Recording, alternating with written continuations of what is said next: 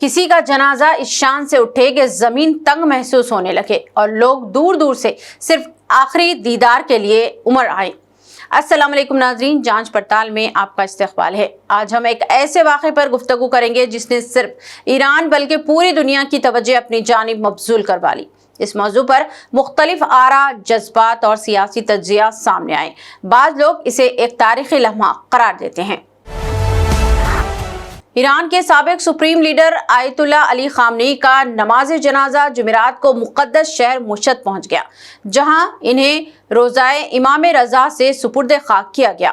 ایرانی سرکاری نشریاتی ادارے Islamic republican of Iran broadcasting کے مطابق دانش چوراہے سے روضہ امام رضا تک غیر معمولی ہجوم کے باعث آیت اللہ علی خامنئی کی نماز جنازہ کو فضائی راستے سے مزار تک منتقل کیا گیا، جس میں سڑکوں کے دونوں جانب بڑی تعداد میں سوگوار سابق ایرانی رہنما کو آخری خراج عقیدت پیش کرتے دکھائی دیے۔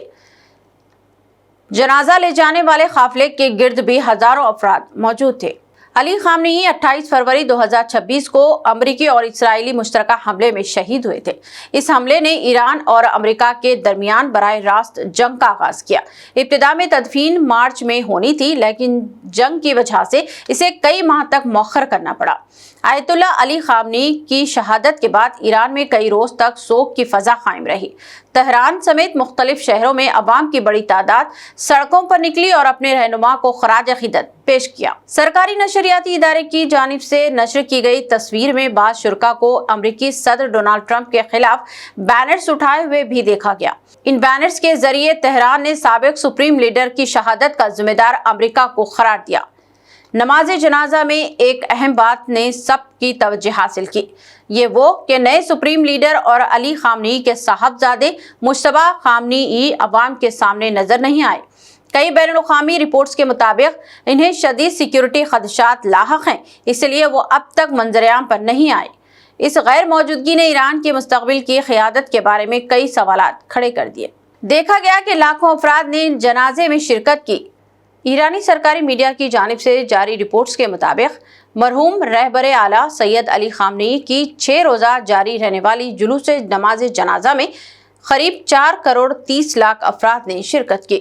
تہران، خم، نجف، کربلا اور آخر میں مشہد تک یہ سفر صرف ایک جنازہ نہیں بلکہ عوامی وابستگی اور عقیدت کا اظہار تھا۔ بعض مبصرین کا کہنا تھا کہ اگر یہ اجتماع وفات کے فوراً بعد ہوتا تو اسے جذباتی رد عمل کہا جا سکتا تھا، لیکن مختلف ممالک کے وفد ایران پہنچے اور تعزیت پیش کی۔ ان میں خطے کے کئی ممالک کے نمائندوں کا ذکر کیا گیا۔ اس حوالے سے یہ تاثر دیا گیا کہ سیاسی اختلافات کے باوجود سفارتی سطح پر تعزیت اور ہمدردی کا اظہار کیا گیا۔ اس تناظر میں کہا گیا کہ ایران نے مختلف وفد کی آمد کے موقع پر قرآن کریم کی مختلف آیات کی تلاوت کروائی۔ بعض آیات کا تعلق غزوہ بدر سے بتایا گیا، جبکہ بعض آیات میں صبر، وفاداری، شہادت اور عہد نبھانے کا ذکر بھی بیان کیا گیا۔ ہر آیت ایک علامتی پیغام سمجھی گئی۔ اس طرح دعویٰ کیا گیا کہ بعض دیگر وفد کے سامنے ایسی آیات تلاوت کی گئیں جن میں شہداء، صبر اور اللہ سے کیے گئے وعدے کو پورا کرنے والوں کا ذکر ہے۔ جنگ کے دوران ایران نے شدید دباؤ کا سامنا کیا، مگر عوام نے اپنی قیادت کے ساتھ کھڑے ہونے کا بھی مظاہرہ کیا۔ یہ بھی کہا گیا کہ خطرات کے باوجود بڑے عوامی اجتماعات منعقد ہوئے اور انتظامیہ نے انہیں منظم انداز میں مکمل کیا۔ مزید دعویٰ کیا گیا کہ آیت اللہ علی خامنئی نے ماضی میں بھی خطرات کے باوجود عوامی اجتماعات اور جمعہ کی نماز میں شرکت کی اور خود کو عوام سے الگ نہیں کیا۔ اس رویے کو بعض حلقوں نے ان کی بہادری اور ثابت قدمی سے تعبیر کیا۔ اگر عوام دل سے کسی شخصیت کا احترام کریں تو وہ احترام کسی سرکاری حکم یا کسی سیاسی مہم کا محتاج نہیں رہتا۔ اب بات کرتے ہیں موجودہ جنگی صورتحال کی۔ امریکہ نے ایران کے بعض بنیادی ڈھانچے پر حملے کیے، جبکہ ایران نے خلیجی ممالک میں امریکی مفادات کو نشانہ بنانے کے لیے میزائل اور ڈرون حملے کیے۔ امریکی صدر ڈونلڈ ٹرمپ نے بھی واضح الفاظ میں کہا کہ وہ جنگ بندی کو ختم سمجھتے ہیں۔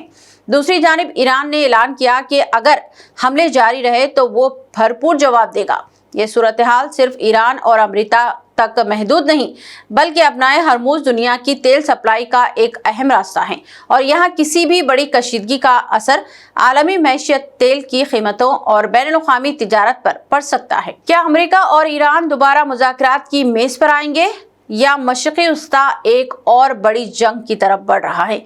इन सवालात के जवाब आने वाले दिनों सामने आएंगे। फिलहाल सूरत हाल इंतहाई हसास है और दुनिया की नजरें ईरान, अमेरिका और पूरे मशरिक़े वस्ता पर मरकूज हैं। इसी के साथ आज की इस खुसूसी रिपोर्ट से इजाजत चाहते हैं। अगर आपको ये रिपोर्ट पसंद आए तो वीडियो को लाइक करें, अपने दोस्तों के साथ शेयर करें और हमारे चैनल को सब्सक्राइब करना ना भूलें। अल्लाह हाफिज।